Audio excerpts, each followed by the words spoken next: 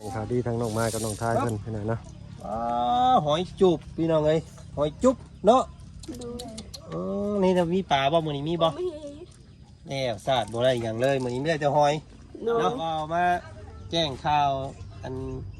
เรื่องงบในการสิซื้อดินให้เจ้าเด้อมื้อนี้เด้อมีอยู่ 5,000 บาทเด้อลูกเด้อเนาะแต่ว่าจักสิมีผู้สมทบบ่หรือว่าจังใดก็คำบ่มีก็เดี๋ยวเงินส่วนนั้นเดี๋ยวว่าจันสิจัดสรรแนวอื่นให้เนาะครับว่าบ่ได้ก็ดุดมดนี่ได้ก็พากันขี่แล้วเด้อนี่พี่ลูกเตะหลอดมันรุดเนาะต้องไปให้เพิ่นจอดย่างให้อีกอันนี้เนาะโอ้ยแล้วกันพี่น้อยเนาะเกินได้เงินได้อันนั้นได้เงินเนี่ยเอาไปใช้บ้านดอกนะเท่าไรอันใส่รถนี่ได้50ไทยทางในมันนี่50โดยเอาสั่นบ่เพิ่งจะเอาเงินไว้ให้ไปใส่รถเด้อเด้อเนาะ50,000เบิ่งก่อนเนาะ50,000โดยบ่เป็นหยังพ่อเนาะเอาซอยกันเนาะ50,000ไว้ใส่รถให้ลูกได้ขี่ไปเวียกไปงานนั่นแหละเนาะเอาให้อีก10,000เนาะเอาให้เพิ่นใส่น็อตอันนี้ให้2โตนี่เด้อเนาะน็อต12โตกับบ่แพงดอกพี่น้อยเนาะวันโต2,000กีบเนาะให้เพิ่นไว้10,000เนาะซอยๆกันไป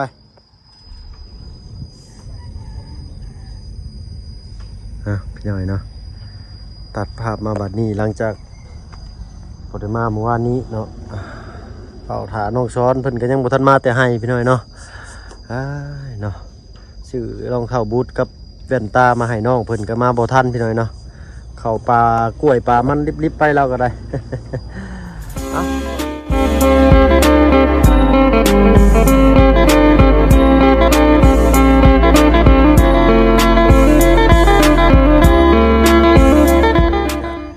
กับทักทายสบายดีพ่อแม่พี่น้องหมู่เพื่อนกันเบิดสุคนเนาะเพราะว่าฝั่งไทยฝั่งลาวเลยทั้งฝั่งต่างประเทศก็ยินดีต้อนรับเข้าสู่ช่องบ่เพิ่งเคยหลายคือเก่าพี่น้องเนาะมื้อนี้เนาะอยู่ที่บ้านสกีพีนพี่น้องเนาะอยู่ทั้งบ้านพ่อตู้7 ปีคือเก่าเนาะมีกิจเร่งด่วนทั้งบ้านมื้อนี้ก็สิได้พากันเดินทางกลับลงเมื่อพี่น้องเนาะก่อนเมื่อเขามาเยี่ยมมายามเบิ่งทางบ้านพ่อตู้ก่อนเนาะโอ้พ่อตู้คุ้มยังอันนี้ฮะเพิ่นขุดเฮ็ดยังอันนี้ฮะโดยห้องน้ำโอ้เสียงคือเบาแทบเป็นตาอันเมื่อยแทบมื้อนี้โดยเอาสบายดีเจ้า สบายดีเนาะเป็นได้คือเสียงเมื่อยแต่ประตูยังเจ็บคอว้าต้องเลี้ยวกันเจ็บไข่คอแห้งเจ็บไข่ต้องพอน้องน้อยบ่เฮ็ดอันนี้ฮะโดยเนาะบ่ได้ไปไถนาซอยเพิ่นบ่โดยเห็นนั่นพอน้องลาน้อยเพิ่นไถนาจนตึมๆพี่น้อยเนาะไผอันนั้นน้องคายบ่น้องไม้บ่บ่แม่นเนาะบ่แม่นกินข้าวกินน้ำหรือบ่ซั่นยังบ่มีอาหารกินบ่มีอาหารกินโอ้เนาะปลากระป๋องมื้อน่ะได้เบิดแล้วบ่โอ้ยหมดไปหึงแล้วเบิดแต่หึงเลยเนาะบ่นะนี่ที่เพิ่นมาขึ้นเฮือนมื้อก่อนนี่นะหมดแล้วเนาะแจกผู้คนมาเลยเนาะเป็นได้ประตูนอนเฮือนใหม่ฟันดีอยู่บ่ฟันดีนอนหลับเ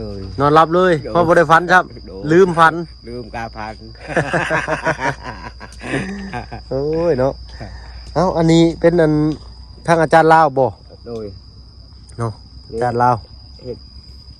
ห้องน้ำบ่มีแต่หินหน่อยใหญ่เนาะพอน้องละน้อยขุดกระไผอันนี้อันประตูลูกมันกับลูกเพิ่นเนาะโอ้เลิกอยู่ได้พี่น้อยนะมันเม็ดปลาย2 เมตรกิลึกกะลีนี่แน่เบิ่งคือตื้นๆนะ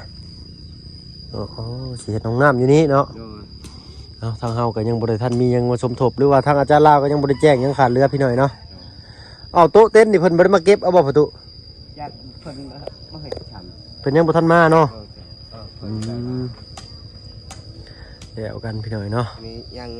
เว้าต่ออีกอยากได้ยกเปลี่ยนน้ำใช้อยู่คน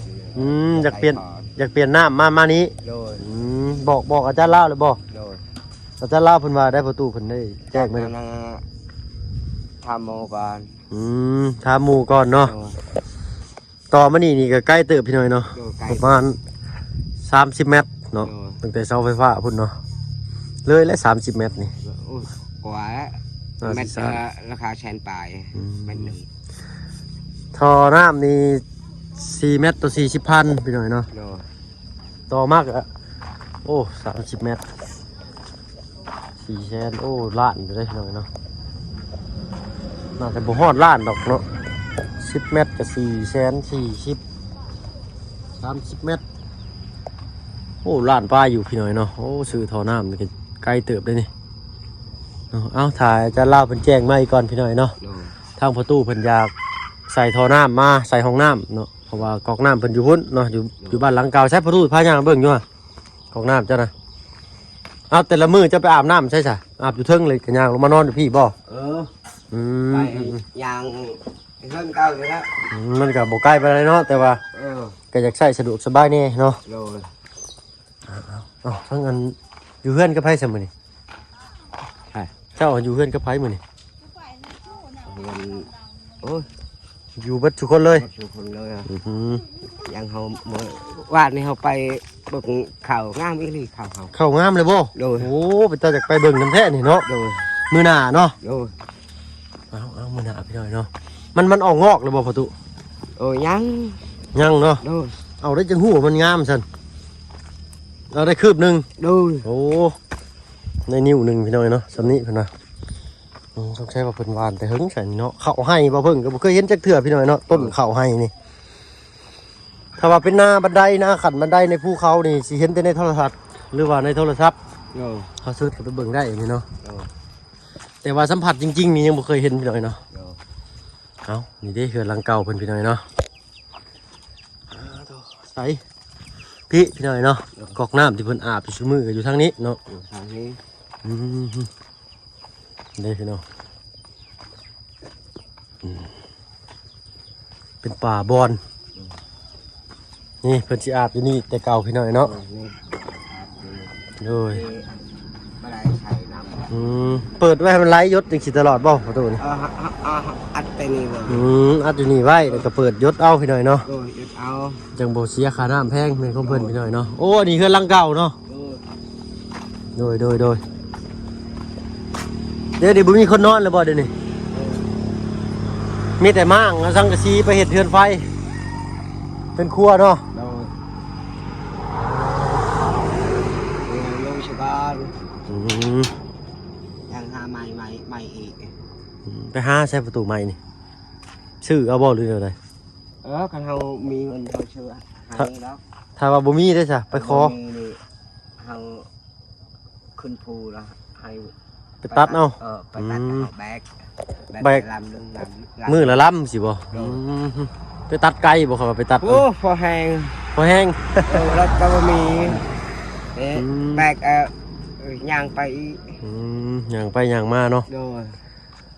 ดย น้องไม้กับน้องทายบ่อยู่เฮือนมื้อนี้เนาะ โดย อยู่แต่น้องไม้ หากินมื้อนี้ไปกะดูเฮา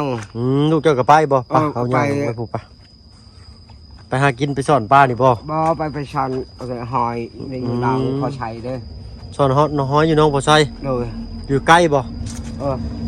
ใกล้ยอดนี่ อื มาก่อนให้เฮานี่ อืมน้องบ่สอนอยู่ในหั่นบ่บ่ได้ไปไสอีกบ่ โอ้จังหน่อยกับน้องเป็นกสิมาแล้วนี่เนาะ โดย ทางลุงจันทร์มีอันแจ้งข่าวดีเนาะเพิ่นพี่น้อยเนาะลุงทางลุงจันทร์เพิ่น ใจชายทอนี่เฮาเปิดอันนั้นนะฮะยายอยู่พุทธ อ๋อจากย่าลงไปอยู่หลุมพุ่นเนาะโดย ไปนี่ อืม บ่ได้ยายแต่นี่พูดพอแพงแล้ว เนาะย่างค่ำคืนอย่างล้างหน้าล้างตาล้างไม้ล้างมือเนาะ โดยปุ๊ให้ประตูเพิ่นก็อยู่พุ่นพี่น้อยเนาะไกลอยู่ประมาณกิโลหนึง โอ้ย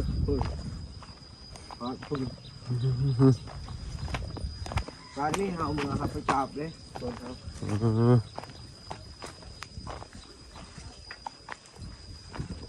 ขา อยากไปเบิ่งเด้เนาะมันหักไกลเจ้าเมื่อยอยู่บ่เมื่อยอยู่บ่เจ้า มึง เมื่อยแล้วบ่ไปซะ ถ้าว่าบ่เมื่อยนี่สิให้พาไป อาแก้วอันอาแก้วนี่บ่ไปไทยหน้าซอยเพิ่นทางพ่อน้องหลาน้อยบ่ไทยหน้าบ่เป็นบ่ บ่เป็น โอ้ไทยหน้าบ่เป็นเนาะ โย โอ้ตัดโอโลดโอ้เนาะนั่งยิ้มอยู่ มันแต่ปกเขาได้อยู่ ขี่รถถีบมาให้เบิ่งอยู่ห่ะขี่รถถีบมาพี่ขี่มาให้ป้าลุงเพิ่นเบิ่งแน่เอ้าอันบอกประตูบอกลูกเจ้าขี่รถถีบมาให้เบิ่งอยู่ห่ะ เออตีนมันก็ เอาตีนหัวอีกแล้ว โดน แล้วกัน อันนี้ก็ รุด เกียร์มดนี่ดุดมดนี่ได้ ต้องพากันขี่แล้วได้นี่พี่ลูกเตะหลอดมันรุดเนาะ ดุดมดนี่ก็ตานี่ก็ดุดมด หลอดเกียร์เบิดพี่หน่อยเนาะ เกียร์มด พากันขี่แล้วได้นี่ อันนี้ก็นี่บึกนี่ ตีนหัวขี่ไปเหยียบน้ นี่ก็บ่เห็นเลย ำเมื่อวานบ่เห็นแล้ว โอ้ยพี่หน่อยเนาะเด้นี่เมื่อวานอยู่ในนี่ เอาอยู่ในนี่ ต้องไปให้เพิ่นจอดย่างให้อีกอันนี่เนาะโอ้ยแล้วกันพี่หน่อยเนาะ เกินได้เงินได้อันนั้น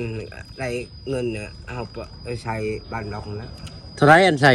รถนี่ แล้วก็ใช้ตีนนี่อันนี้เอามาหูจับเอาละลุมนี่ได้50ไทย ทางในมันนี่50 โดย เอาสั่นบ่เพิ่งจะเอาเงินมาให้ไปใส่รถเด้อเด้อ โดย เนาะ50,000เบิ่งก่อน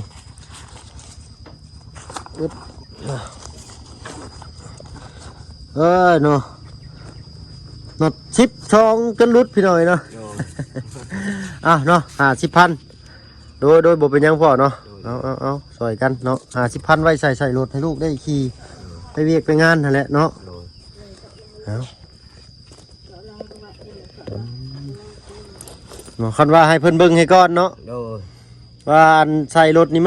มันพอจอดได้บ่คันว่าจอดได้ก็ให้เพิ่นจอดให้เด้อประตูเด้อมันก็สิบ่แพงดอก5,000 10,000นี่แหละ โดย เอาเงินก็เก็บไว้ชื่ออย่างอื่นนี่ตะปูนี่เก็บเอาไว้นี่มันสิเหยียบตะปูตะแป้งแถวเฮือนนี่แหละพี่หน่อยเนาะ โดยอันนี้มันอีใช่ อืม อยู่ลุม อันนี้นี่หัววานนี่ยังอยู่เนาะหัววานนี่ โดย เอ้าสิจังนี่เป็นก้อนอยู่ เป็นก้อนมันมัดไว้ มัดไว้มันแตกแล้วมัด อืมไปเปลี่ยนใส่รถเด้อซะเด้อ โดย 50,000เปลี่ยนใส่รถพี่หน่อยเนาะ โดย เอากูพี่หน่อยเนาะทางยังขี่ได้อยู่เนาะ บ่ได้ บ่แล้วอันจอดยางมันนี่ขี่ได้คือเก่าเนาะ โดยอันนี้ก็มัดนี่กะมัวใช้เนี่ย นี่แล้วก็ให้เพิ่นใส่น็อตอันนี้ให้นี่ โดย เบิ่งพี่หน่อยเนาะใส่น็อตอันนั้นใหม่ก็ตัวละ ก็ใช้แตกมัดนี่ เอาให้อีก10,000เนาะเอาให้เพิ่นใส่น็อตอันนี้ให้2โตนี่เด้อเนาะน็อต12 2โตก็บ่แพงดอกพี่หน่อยเนาะวันโต2,000กีบเนาะให้เพิ่นไว้10,000เนาะซอยๆกันไปเนาะบ่เป็นหยังเนาะซ่อมได้อยู่ดอกเนาะนี่ให้เพิ่นให้บอกเพิ่นว่าอันใส่น็อตอันนี้ให้แน่สิมาบัดหน้าแหละให้เพิ่นใส่ให้เห็นเด้อบัดนี้เด้อให้มันดีไปคือเก่าเนาะ เลยก็ยางหน้านี่เปลี่ยนรถเนาะอาเกียวเอ้ยสบายดีปะลุงเนี่ย คือผมไปไทยนาซอยอันพ่อน้องละน้อยไทยบ่เป็นบ่ไทยบ่เป็นพี่น้อยเนาะ เขาต้องเฮียนแหละสำนีไทยนาได้นี่เนาะตามว่าข่อยนี่ห้วยอายุ8-9 ปีนี่ไทยนาเป็นเลยเนาะอยู่บ้านเมื่อก่อนตัวน้อยๆพี่น้อยเนาะบ่ได้ตัวใหญ่ได้8-9 ปีก็ได้ตัวจอยสูงอยู่แต่จอยเนาะ ไปกับโมเกเฮียนได้ แม่นเนาะแต่แปลกกระปอกกระปูที่เก็บไว้ลูกเต้าก็บ่ได้ใส่เกือบป้าโตเหยียบเขาหันน่ะป้าโตพี่น้อยเนาะบ่จักสิคิดภาพนอนเฮือนว่าสิมาถามเลขถามเบอร์นำพอได้จักโต2โต3โตพอได้อันซื้อแนวอยู่แนวกินมาให้ บ่มีเนาะบ่ได้ฟันเนาะ โดยบ่มีเลย เนาะบ่เป็นหยังเว้าโนโฮม่วนซื่อๆพี่น้อยเนาะ โดย วันนี้เนาะทางลูกกับว่าสิเดินทางกลับบ้านก่อนเนาะเพราะว่ามีกิจเร่งด่วนทางบ้านมื้ออื่นพี่น้อยเนาะสิพากันพุ่นแหละเมื่อบ้านก่อนมื้อแรงนี้เนาะเดินทาง ทางลุงจันทร์ก็มาแจ้งข่าวดีทั้งน้องน้องไม้กับน้องทายเพิ่นมีผู้ใหญ่สมทบ5,000 บาทเนาะสมทบมา5,000 บาทไว้ชื่อนี่แหละดินดอนตอนหญ้าพอให้เพิ่นได้มีบ่อนอยู่บ่อนเช่าเป็นของตัวเองเนาะแต่ทางบ่เพิ่นก็ยังบ่ทันมีพี่น้อยเนาะก็ถือว่ามาในโอกาสนี้ก็ถือว่าใครเห็นใจอยากชดช่วยทั้งน้องไม้น้องทายเพิ่นก็ติดต่อเข้ามาได้พี่น้อยเนาะตามจิตใจสายศรัทธาพี่น้อยเนาะมีหน่อยใส่หน่อยมีหลายใส่หลายแล้วแต่ความอันนั้นเพิ่นพี่น้อยเนาะกำลังคนเนาะทางลุงจันทร์เพิ่นมาแล้ว5,000 บาทพี่น้อยเนาะน้องเพิ่นก็เป็นตาหน้าสงสารได้มื้อนี้น้องอันลูกจะไปกับไผก็ ครับลูก น้องทายบ่หรือน้องไม้ นี่แหละ ไปหาสอนหอยกับน้องทาย โดยไปช้อน ดู น้อย ทางนั้นให้ลุงจันทร์เพิ่นเจรจาเรื่องดิน1 ดอนตอนหญ้าพี่น้อยเนาะ มันโมเพิ่นกันเราชัดชื่อนั่น โดย เฮากะลูกเฮาเว้าในปันนี่ เพิ่นสิปั้นให้บ่อนใด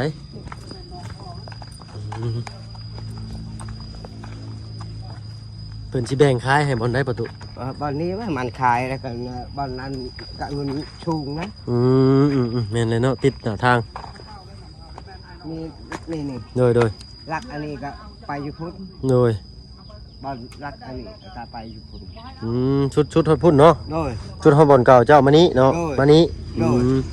แนวคล้ายว่าแพงยาวต่อเฮือนประตูเลยพี่น้อยเนาะ ตาเพิ่นเฮานี่เด้อ โดยแต่ว่าทางหน้าเพิ่นสิเอาไว้ เพิ่นคือสิขายจังซั่นนี่เนาะ โดย มาทางเข้าเฮาปิดหน้าดินเพิ่นได้ซะเพิ่นสิเข้าแนวใด โดย โอ้ กันถูกต้อง โดย กันไม่ได้ถูกต้องเขาบ้านใดก็เพราะมันหมักอยู่นั่นนะ มารอบหน้านี่ห้องน้ำนี่คือสิได้ทอได้ยังเรียบร้อยพี่น้อยเนาะตามเบิ่งนี่โอ้2 มื้อเพิ่นได้เพิ่นขุดนี่เนาะ2 มื้อบ่ลืมมื้อเดียวพอตู้วันทางพ่อน้องหลาน้อยเพิ่นขุดนี่น้องหลาน้อยก็บ่อยู่พี่น้อยเนาะว่าสิให้น้องเพิ่นไปจับรถไถนาจักบาท โอ้ยมันไปแล้วแต่เช่า ผู้ใดพูดมาแล้วพูดแม่นบ่พูดแม่นแล้วหาน้องทายนั่นมาแล้วพูด มาเลยเมื่อ เพิ่นหาก็มา ไปช้อนห้อยก็ลูกเฮา พูดดิพี่น้อยพุ่นยางมาแต่พุ่นคือไกลเนาะ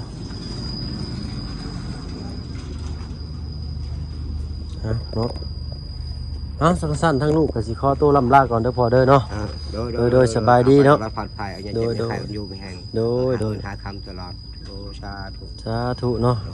ขอบใจทางประตูหลาย โดย ๆรถถีบเด้ออย่าลืมเอาไปซ่อมเด้อ โดย ยู่ให้ลูกเจ้ายู่เอาไปแป้งก่อนเนาะจังว่าขี่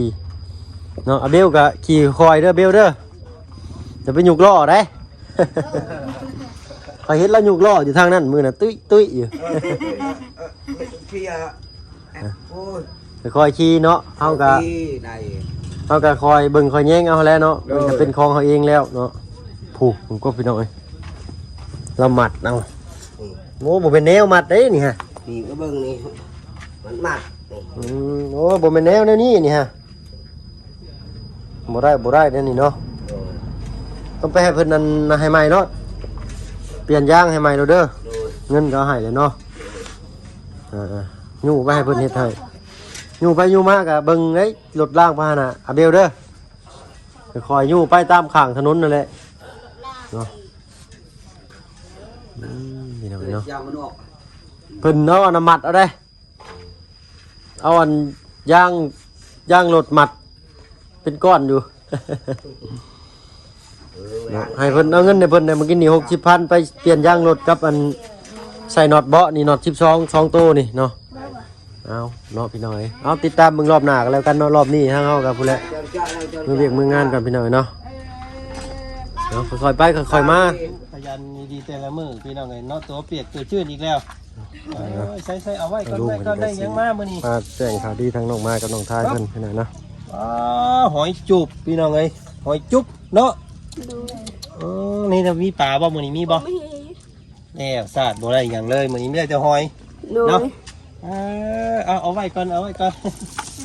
เปียกไว้เลยคือเก่ามื้อนี้ เนาะเอาสบายดีป่ะลุงก่อนจังไปเปลี่ยนเสื้อผ้าเนาะแล้วว่าสิเมื่อปะก่อนเด้อมื้อนี้ โดย เนาะเดี๋ยวจังไปเปลี่ยนได้จังน้อยคุยก่อนจังน้อยพี่น้อง เอาแล้วว่ามาแจ้งข่าวอันเรื่องงบในการสิซื้อดินให้เจ้าเด้อมื้อนี้เด้อ โดย มีอยู่5,000 บาทเด้อลูกเด้อเนาะแต่ว่าจักสิมีผู้สมทบบ่หรือว่าจังใดก็คำบ่มีก็เดี๋ยวเงินส่วนนั้นเดี๋ยวว่าจันสิจัดสรรแนวอื่นให้เนาะครับว่าบ่ได้เนาะ โดย นี่จะให้พ่อเจ้าไอถามเพิ่นเด้อเรา พอ เพิ่น ไป สิ ทำแล้วท้าย เพิ่นสิขายอยู่ โดย แล้วเพิ่นสิขายให้ครับราคาเท่าใดพ่วงสำไรก็เอาเพิ่นเด้อเนาะ ค่าคนดู ต้องให้เพิ่นบัดเทกให้ความกว้างสำไรยาวสำไรแล้วก็เพิ่นสิขายเท่าใดเด้อเนาะบอกเพิ่นเด้อ เนาะก็ยังตอนนี้ก็ยังบ่ทันงบยังบ่ทันเพียงพอดอกพี่น้องแต่ว่าก็สิเอางบ 5,000 บาทนี่เนาะเปิดสมทบแล้วกันเด้อพี่น้องเด้อเนาะผู้ใดอยากสุดอยากช่วยน้องเพิ่นอยากให้น้องเพิ่นมีที่มีดินเป็นของตัวเองก็ติดต่อมาได้พี่น้องเลยเนาะผู้ละ5ผู้ละ10ผู้ละ1,000-2,000ก็ถึงว่ากันเนาะตัวนี้เนาะพี่น้อง โดย เนาะก่อนอื่นก็ดีใจแล้วมาถ่ายรูปน้องกันก่อนสิเมื่อป้าได้บัดนี้เด้อเนาะเอาให้น้องไม้ขอมุกขอบใจทางพ่อลุงเพิ่นนี่พ่อลุงเพิ่นกำลังนั่งเบิ่งอยู่นะพ่อลุงใจดีได้ซื้อเพิ่นเด้อ โดย เนาะเอาขอบใจนกมือขึ้นเนาะ ใจเนื้อตังใจดีให้น้องมีใจแห้งให้สุขภาพแข็งแรงให้ร่ำให้รวยไปสิ่งใดมีที่สุขใจเนื้อตังใจดี ขอบใจเนาะขอให้เจ้าโชคดีเด้อขอให้มีผู้เพิ่นช่วยเข้ามาอีกด้วยกันเนาะถ้าบ่มีเงิน5,000 บาทนั่นเราจันก็สิซื้อเครื่องอยู่ของกินหรือว่าเครื่องโคเฮือนของเจ้านี่ก็แล้วกันคำว่าบ่มีเนาะ รุ่นกันก่อนซะเนาะรอบนี้เนาะไปอาบน้ำซะบาดนี้สพี่น้องสบายดีเด้อเนาะดีมีแฮงเด้อป้าพี่น้องเลยเนาะไปเมาหน่อไม้เบิดเด้อลูกหล่าเด้อหน่อไม้เด้อหน่อไม้เบิดแล้วเดี๋ยว ทายเนาะ เอาให้ทาง เมื่อนันบ่าวเมื่อกันเด้อ โดย เนาะเสียงเราชัดช้างดีพี่น้อยเนาะ ขอตัวลาก่อนมื้อนี้เพราะว่าทางบ่เตียงเพิ่นโทรมามีเบี้ย สำหรับคลิปนี้ขอตัวลำลาพี่และน้องก่อนพี่น้อยเนาะก็จะได้กะฝากพี่น้องเป็นกำลังใจให้น้องมากำลังท้ายเนี่ยเด้อพี่น้อยเนาะขอให้น้องเป็นมีโชคมีลาภคือหมู่คือครูซะพี่น้อยเนาะเอาสำหรับคลิปนี้ลาแล้วเอาเป็นว่าสบายดีจ้ะ